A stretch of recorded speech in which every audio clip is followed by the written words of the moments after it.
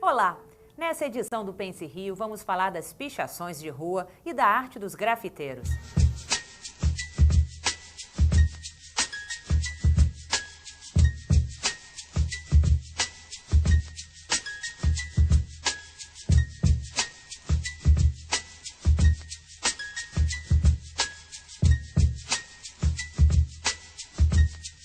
Quem viveu no Rio do final dos anos 60 e início dos anos 70 deve se lembrar das inscrições nas fachadas e muros da cidade, como Abaixo a Ditadura ou as misteriosas Selacanto provoca maremoto ou Ler Famu, que intrigavam os cariocas com seus dizeres enigmáticos. De lá para cá, as pichações se multiplicaram sem controle pelas mãos dos vândalos que emporcalham a cidade. Isso causou uma sensação de sujeira e desordem, a chamada poluição urbana. Pichar é crime. No Brasil, a pichação é considerada vandalismo e crime ambiental. A venda de tinta spray também é proibida para menores de 18 anos. O grafite, por sua vez, é aceito pelo seu valor estético e é considerado arte de rua.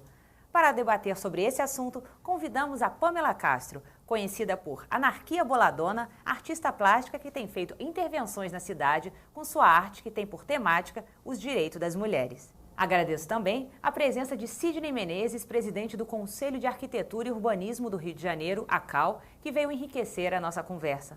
Bom, para começar, vou começar com você, Pamela. O grafite veio da pichação? No mundo inteiro o grafite veio da pichação, né? Pelas as letras escritas em pretos, que aí foram ganhando asteriscos, enfeites, outras cores, até virar as letras grafitadas e mais tarde ganhar outros acessórios, como os personagens, e virar o que conhecemos hoje. No Brasil, a pichação é uma cultura completamente diferente do grafite. Surgiu muito antes e então ela veio um pouco separada nesse percurso. Só no Brasil que tem essa distinção, né, do grafite e da pichação. No restante do mundo não existe essa distinção, não é isso? Exato. No mundo inteiro, grafite é pichação e é ilegal. Somente no Brasil que a gente conseguiu essa coisa maravilhosa de transformar o grafite numa coisa positiva. E Sidney, como é que o grafite é aceito, a pichação não? Como vocês fazem essa distinção? Bom, a questão do grafite, na verdade, é uma manifestação cultural de urbanidade. Quer dizer, é a presença das pessoas ocupando os espaços da cidade, melhorando esteticamente esses espaços e contribuindo para a qualidade urbana das cidades. Quer dizer, eu vejo isso de uma forma absolutamente positiva. Mas o grafite tem que ser autorizado pelo dono do prédio, da parede, no caso, senão também é crime ou não? Pode-se fazer grafite em qualquer muro da cidade? Tem que ter autorização. Agora é preciso que a gente contextualize um pouco essa história, não é? Porque a pichação, a rigor, não é? Ela deve ser reprimida sim, principalmente aquela que ocorre nos nossos monumentos, chafarizes das cidades, né? É uma coisa absurda quando acontece isso. Agora, tem um histórico, principalmente você se referia aqui no início da matéria, né, da década de 60, que era um instrumento absolutamente importante, não é, e fundamental para que a população se manifestasse contra, no caso, a ditadura militar imposta ao país. Então, ela tinha, na verdade, uma outra função, que era uma função de protesto e de manifestação contra a ditadura. E depois aquelas coisas engraçadas, né, do Carlos Alberto, que criou o Morador de Ipanema, criou o tal do Selacanto provoca maremoto, quer dizer, criando ali uma expectativa nas pessoas. E o mundo anda, as coisas acontecem, e hoje a gente tem esse fenômeno, né, artístico, cultural, fundamental para a cidade, que é essa questão da arte de grafitar, né, vamos assim dizer. Pamela, existe uma lei recente que distingue o grafite da pichação. Eu gostaria que você falasse um pouco dessa lei e também quando é que essas duas manifestações elas se distanciam uma da outra? Sai da manifestação e entra na arte? Como é que foi feito esse processo?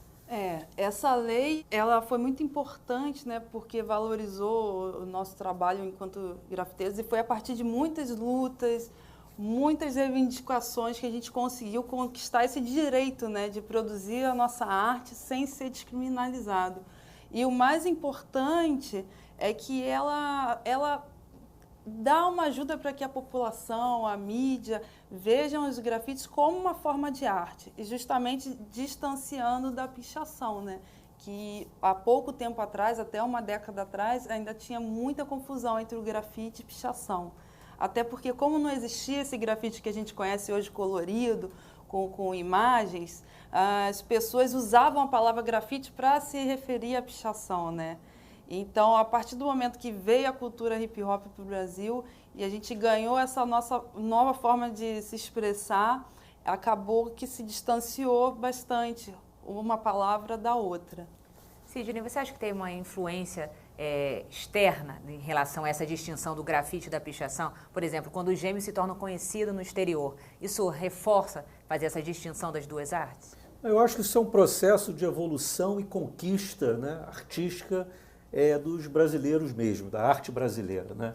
Há pouco tempo, um outro artista fez uma manifestação impressionante debaixo do viaduto Paulo de Fronten, em que ele colocou um céu, não é? E foi uma coisa impressionante a reação das pessoas, né? Um outro fez um rebatimento de uma fachada, né, preservada de um prédio histórico, e ele então rebateu essa fachada no muro e ficou um troço absolutamente lindo, né, de se verificar. Então, eu acho que isso é uma evolução mesmo, natural, né, desse processo que eu quero aqui até parabenizar a Pâmela pela coragem, pela dedicação, porque a gente sabe que cultura no Brasil já é complicado, e principalmente essa cultura, digamos, alternativa, mas que tem tudo a ver para garantir a urbanidade das cidades, principalmente cidades como Rio de Janeiro. Mas, Pâmela, o grafite e a pichação, os dois têm uma forma de protesto também naquela arte. Eu até vejo hoje que a pichação, ela ainda traz essa coisa da transgressão que tinha na época da ditadura, porque se você pensar bem, os lugares que são pichados são os lugares que o poder público não chega. Quando você vai no lugar onde os ricos moram, por exemplo, aqui no Rio, na Zona Sul, tem pichação? Tem, mas são muito poucas. Aí você vai na Baixada Fluminense, é tudo pichado. Então, a pichação acaba sendo uma indicação que ali não tem a segurança, né? Ainda falta muita coisa, né? Falta o cuidado com a cidade. E também uma indicação ou apontamento de algum tema, por exemplo, no seu trabalho você fala sobre as mulheres. Gostaria que você falasse um pouquinho do seu trabalho a respeito disso. Os meus grafites, eles são autobiográficos e contam as minhas histórias, as minhas experiências e as experiências de outras mulheres que eu encontrei nesse processo de andar pela cidade, desbravar a cidade, né? E em 2010 eu fundei uma organização, um grupo formado por grafiteiras, né? Que são tão escassas, né? Não só aqui no Rio, mas no mundo todo. E essas meninas, elas vão nas comunidades, vão nas escolas para poder usar o grafite como ferramenta para comunicar mensagens, principalmente para combater a violência doméstica e para promover a Lei Maria da Penha, né, que é super importante.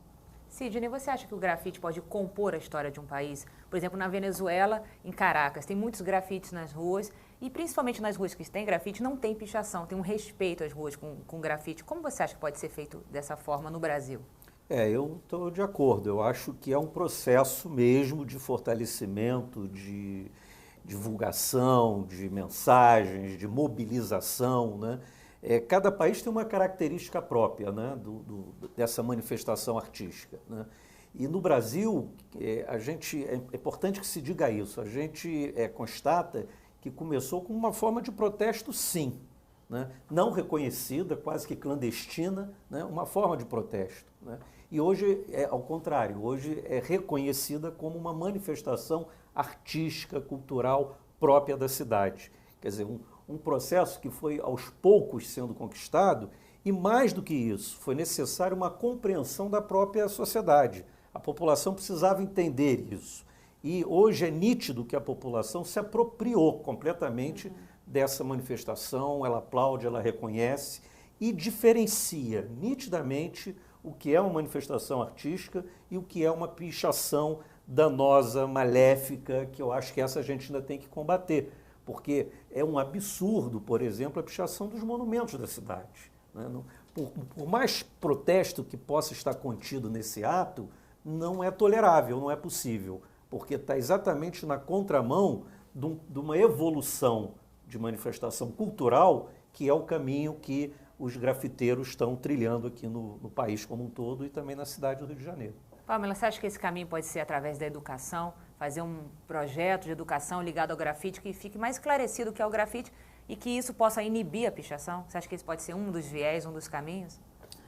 Eu acho que inibir a pichação é um dos assuntos mais difíceis que tem, não só aqui no Rio, mas no mundo todo. Eu já participei de vários projetos anti-pichação em várias cidades por aí do mundo e sempre é um trabalho árduo, porque o que faz que a pichação esteja viva é justamente o fato dela ser ilegal, proibida e difícil, né? Quanto mais o pichador apanha, corre de tiro, corre dos perigos aí da madrugada, mas ele sente a adrenalina de ir lá e rabiscar o monumento, né? Rabiscar, como houve o exemplo do Cristo, né? Quanto mais difícil, mais esses jovens querem se aventurar, né? Então é muito difícil de se combater. Mas é óbvio que a gente tem que dar ferramentas para as nossas crianças, para os nossos jovens, para que eles tenham outras opções, né? Porque eu acredito muito que o pichador, ele tem alguma coisa nele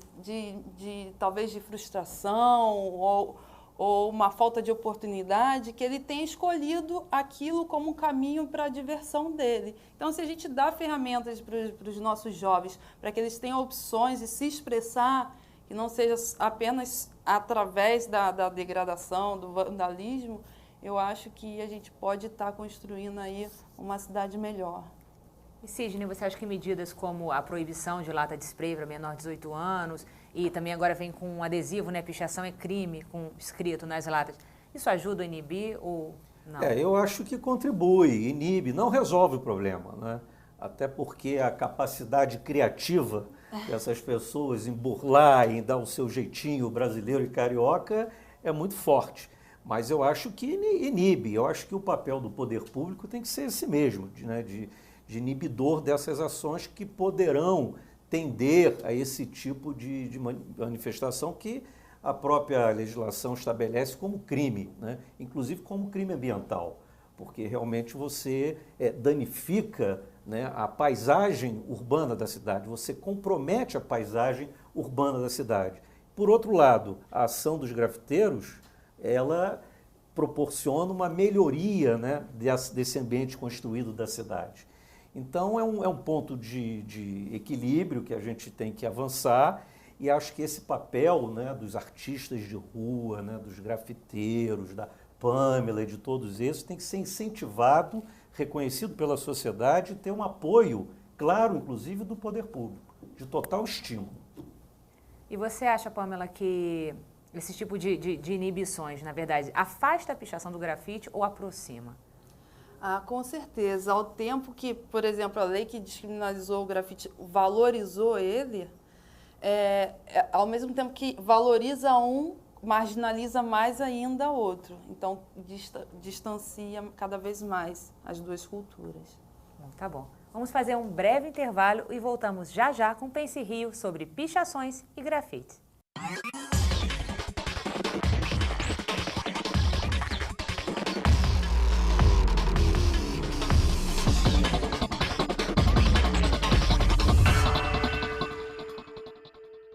Voltamos a falar de pichações e grafites. Esse é o tema dessa edição do Pense Rio.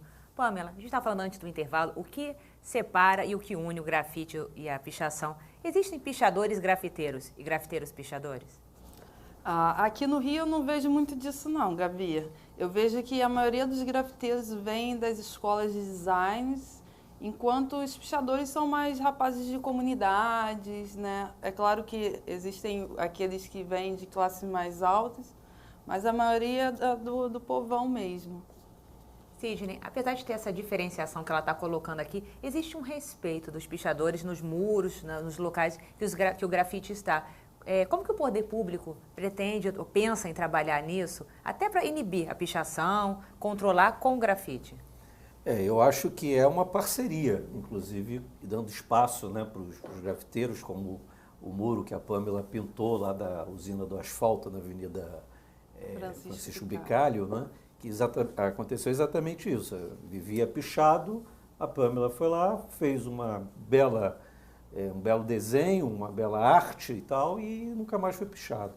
Quer dizer, eu acho que isso é um desafio, porque até para os arquitetos e urbanistas, quando você dá uma solução com muro, né, e um muro fechado, né, um impeditivo de visão e tudo mais, é sempre um desafio você pensar no muro, né? E muro, cá para nós, é algo muito ruim, né? Porque ele inibe, ele é agressivo, né? Então, essa possibilidade de você amenizar, de você tornar os muros até mais, digamos, humanos na relação com as pessoas, né? Eu acho que é algo a ser pensado. Essa questão dos desenhos, essa questão dos grafiteiros, e que você consegue esconder o próprio muro, né, incorporando-o à paisagem da cidade, a paisagem construída da cidade, a paisagem urbana da cidade, né? Então, acho que é um aliado não só do poder público, mas dos arquitetos, dos urbanistas e da própria sociedade. Pamela, o que você acha do grafite dentro dos espaços fechados, museus, centros culturais? Dentro do lugar fechado já não é mais grafite, né? Pode ser um artista de grafite fazendo uma obra de arte dentro desses espaços. Mas eu gosto muito, apoio, eu acho que toda cultura, quando nasce, ela nasce no meio underground, como foi o samba, como foi tantas outras, e depois é normal essa institucionalização, esse processo que passam as culturas, né? Então, eu acho que só cabe nós aceitar e viver e trabalhar bem com isso tudo. E o grafite está muito ligado também à cultura hip hop, né? Exato. É um dos 4 elementos do hip hop, né? Apesar de toda a autonomia que já conquistou dentro desse processo, continua sendo parte dessa cultura. Sidney, você não acha que passar o grafite para dentro de espaços fechados não afasta do que realmente você estava falando, do muro, você cria um novo muro, você torna o grafite uma arte para outras pessoas e tira a magia do grafite da rua? Eu concordo integralmente com essa explicação da Pamela. Eu acho que sim, porque o barato dessa história do grafite é a conquista do espaço público, né? E sem pedir licença, quer dizer, tem que pedir porque tem que ter autorização, mas eu digo sem pedir licença para se manifestar e ocupando esses espaços, quer dizer, parceiro dessa construção de cidade, né? Eu vejo hoje a arte, né, de grafitar como um componente multidisciplinar de reorganização do espaço urbano da cidade, né? É um outro nível de manifestação. Já o que você estava se referindo de desenhos dentro do museu, dentro do museu são painéis artísticos interessantes, que merece também ser valorizado, mas não tem essa função de conquista de espaço e de urbanidade propriamente dito, né? Mas, Pamela, você acha que, por exemplo, uma pessoa que vê um grafite dentro de uma exposição pode mudar o olhar dela que ela tem pelo grafite? Você acha que isso é muito difícil? Eu acho que ela pode confundir o que é o grafite, como todas nós confundimos quando esse assunto é recorrente, né?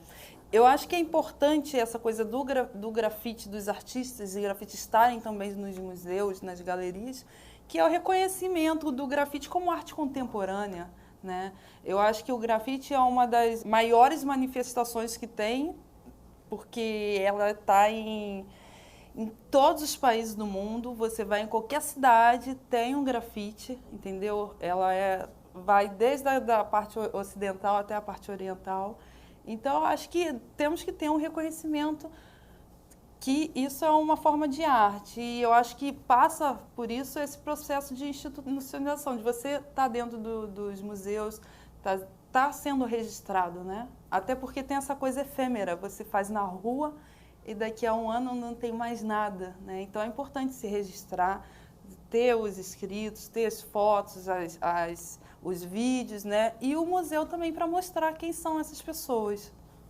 Sidney, você acha que essa institucionalização é um passo à frente nessa questão do grafite? Porque até então o grafite teve a sua história construída sem o apoio do poder público. O poder público, o reconhecimento do poder público dessa arte é um novo passo? Eu acho que sim, e inclusive na possibilidade de parceria e de complementação das ações voltadas para a arquitetura, para o urbanismo. Por exemplo, um outro elemento que existe nas cidades, e no Rio de Janeiro tem muito, é a tal da empena de prédios. Né? É um outro elemento arquitetônico absolutamente agressivo. Né? Aquelas empenas de prédio sem vãos, sem janelas, né? Aquela empena, aquele paredão seco, não é? E, como eu disse, agressivo, cinzento, às vezes amarelo, não é? Mas, enfim, que também está sendo utilizado muito, não é? pela arte de grafitar, no sentido de compor aquele vazio dessas empenas de prédio, integrando a malha urbana, integrando a cidade, fazendo ali um processo assim de humanização, vamos dizer assim, daquele espaço. Não é? Então, eu vejo isso, quer dizer, além de ser uma arte, além de ser uma manifestação cultural, artística, contemporânea e tudo mais, eu vejo como um elemento complementar a essa ação de intervenção física no espaço urbano. Mas essa institucionalização, ela não pode fazer o grafite perder o poder de contestação que ele sempre teve? Enquanto o grafite estiver ainda nas ruas, ele nunca vai perder o poder dele. A única coisa que pode acontecer é os grafiteiros pararem de pintar as ruas, aí sim tudo morre. Enquanto existir um único grafiteiro pintando nas ruas, o grafite ele vai estar lá com a origem dele. E como você acha... Posso fazer uma observação? E comparando aí com a própria questão da arquitetura, quer dizer, onde cada arquiteto, quando adota o seu partido arquitetônico, quer dizer, a sua ação projetual, né, a sua manifestação própria, a mesma coisa eu vejo no grafiteiro. Quer dizer, cada desenho, cada arte é uma expressão dele, é uma manifestação dele. Então, eu acho que isso é uma riqueza que a gente tem que levar em consideração. E os bairros aqui do Rio, por exemplo, estão sendo revitalizados. Você acha que já deve ser pensado já com essa arte incluída, já com essas novas manifestações? Imediatamente, porque, como eu dizia, nós temos uma característica urbana, principalmente na zona norte da cidade, de presença de muitos muros. Né? A linha férrea é um exemplo disso. Né? O ideal é não ter os muros, é você poder vazar, ter um elemento ali que você consiga comunicar os dois lados sem aquela barreira de muro. Agora, sem dúvida nenhuma, isso que você falou pode ser e deve ser, na minha opinião, uma ação para você poder trabalhar nessa linha, de você humanizar, melhorar os espaços, trabalhar sempre com essa visão de que a arte traz sensação de alegria para as pessoas, de tranquilidade para as pessoas. Eu acho que é uma boa solução. E essa humanização, ela até afasta, né, os pichadores, porque os pichadores também é uma forma de humanizar e dizer, ó, estou aqui, né? Também tem essa colocação. O que você acha disso? Eu vejo que os pichadores aqui no Rio, eles adoram grafite, né? Que dificilmente o muro que é grafitado, ele é pichado. Então, você acha que isso tem uma forma de manter a cidade também? O grafite pode colaborar com isso? Sim, eu vejo como a única ferramenta eficaz contra a pichação é o grafite. Porque ele nunca sofre intervenções. Até mesmo aquela tinta anti-pichação, você coloca, eles picham em si, mas você tem que ficar limpando aquilo. O grafite não, você coloca lá, ele nunca mais é mexido. Bom, está esgotando aqui o nosso tempo. Vou pedir para vocês fazerem as considerações finais de cada um. Sidney, por favor. Bom, eu queria agradecer muito a oportunidade de participar desse debate. Um grande aprendizado aqui com a Pamela, com tudo que ela nos disse, né?